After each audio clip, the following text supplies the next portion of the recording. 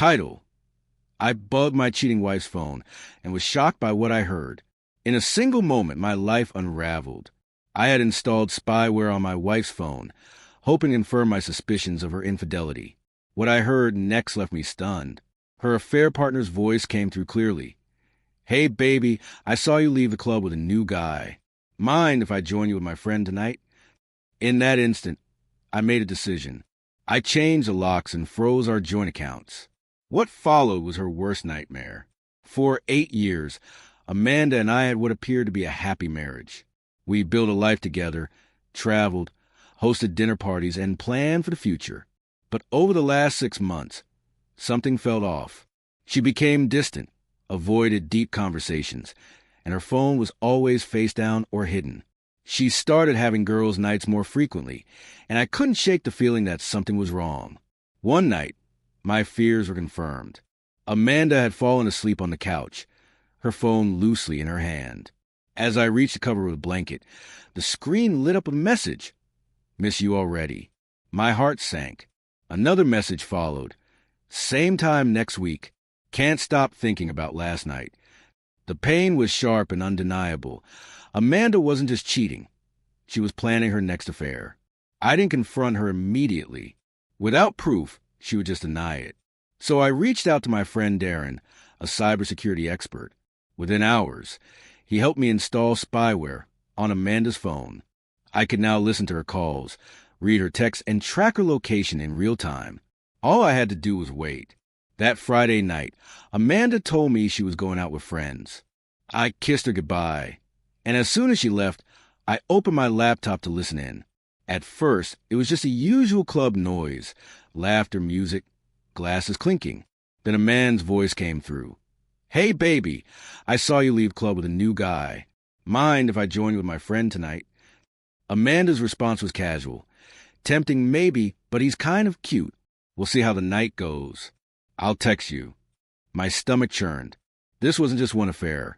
She was juggling multiple men, treating our marriage like a joke. Something inside me snapped. I wasn't just going to leave her. I was going to make sure she paid for what she'd done. I acted quickly. First, I changed all the locks in the house. Then I froze our joint bank accounts and credit cards. I packed up all her belongings and sent them to her mother's house. By the time she came home, she would find herself locked out and cut off from everything. At 3 a.m., she finally returned. I watched through the security camera as she stumbled up the driveway, heels clicking against the pavement. She tried the door, but it wouldn't budge. She knocked, then banged, then started kicking.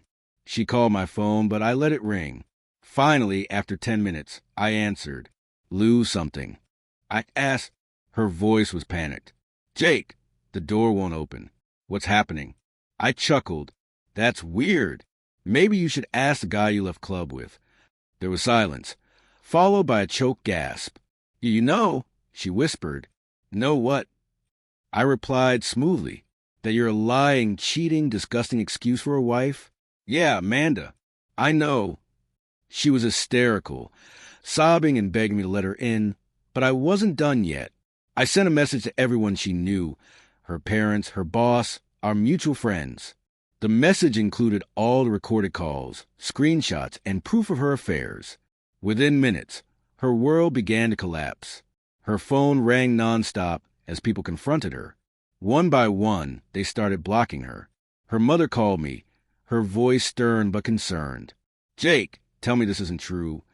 "Oh, it's true," I replied coolly. There was a shaky exhale on the other end. I don't know what to say. I raised her better than this. I stayed silent, letting her absorb the gravity of the situation. "You don't deserve this," she added. "She needs to face the consequences." Amanda had always assumed her parents would take her side, but even they turned their backs on her. Her professional reputation was next. She worked at a high-end marketing firm that prided itself on its image and professionalism. I sent the evidence to her boss, and within hours, she was fired. Her career was ruined.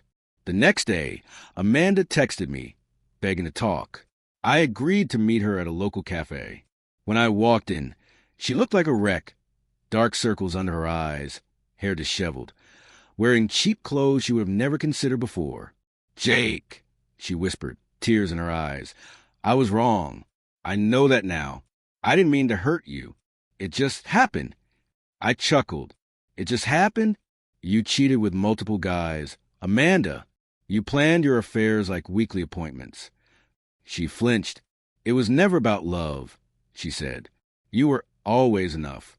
I just got caught up in the attention." I leaned forward. "Let me get this straight. You had everything. A loving husband, a home, a future. And you threw it all away because you liked the attention?" She nodded miserably. "Jake, please. I have nothing left. No job, no money. My parents won't even let me stay with them. I need you." I pulled out an envelope and placed it on the table. She opened it with shaking hands and gasped. "Divorce papers. This is all that's left between us," I said. Her eyes widened as she read through the document. "Wait, what's this?" she stammered, pointing at a section. I smiled. "That's a legal document stating that you walk away with nothing." She paled. "But I thought I'd at least get something from the house. The savings." I laughed. "You thought wrong." She begged and pleaded, but I was unmoved. "You did this to yourself," I said coldly, sliding a pen toward her. "Sign it." With trembling hands, she signed the papers. I snatched them back and stood up. "We're done here," I said, walking out of the cafe without looking back. Amanda lost everything: her reputation, her career, her finances. As for me, I moved on, built a better life, and found someone who truly valued me. In the end, she played the game, and I won.